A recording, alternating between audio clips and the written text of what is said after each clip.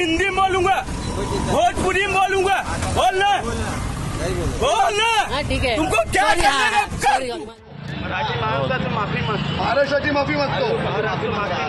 मी छत्रपती शिवाजी महाराजांची माफी मागतो। महाराजांची माफी मागतो। बाळासाहेबांची माफी मागतो। उद्धव साहेबांची माफी मागतो। राज साहेबांची माफी मागतो। बोल छत्रपती शिवाजी महाराज की जय। तू बोल छत्रपती शिवाजी महाराज की जय। इनका माफी माग। माफी माग।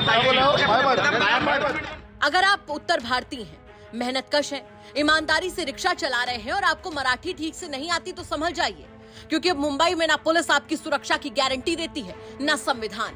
यहाँ तो ठाकरे ब्रदर्स प्राइवेट लिमिटेड की अदालत चलती है। एक बोले, दूसरा पीटे और दोनों भाषण दें।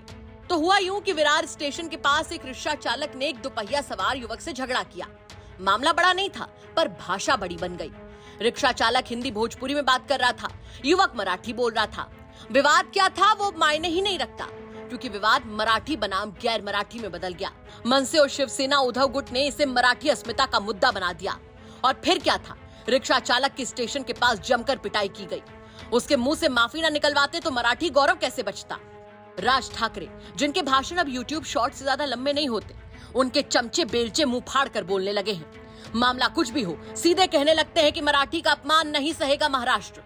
इसे ही कहते हैं कि हसुआ के ब्याह में खुरपी के गीत गाना। हाँ, ये सही भी है कि अब राज ठाकरे और उद्धव ठाकरे कर भी क्या सकते हैं। मनसे पार्टी चुनाव में लगातार अंडे दे रही है। मी महाराष्ट्राच्या महाराष्ट्र माझा से शुरू हुई राज ठाकरे की राजनीति को लोग अब अच्छे से समझ गए हैं। लोगों को पता चल गया है कि राज ठाकरे की पार्टी नौटंकी क्यों कर रही है। यानी महाराष्ट्राला माहिती आहे की तुम्ही महाराष्ट्रासाठी नाही तर स्वतःसाठी नौटंकी करत आहात। खैर, अंत में यही कहना है कि जब ठाकरे एंड कंपनी सड़कों पर मराठी गौरव का झंडा लेकर उतरती है तो असल में उनके हाथ में झंडा कम और डंडा ज्यादा होता है। रिक्शे वाले की पिटाई हो या ठेले वाले की बेइज्जती, इनका मिशन है कि जो हिंदी बोले वही लाठी खाए।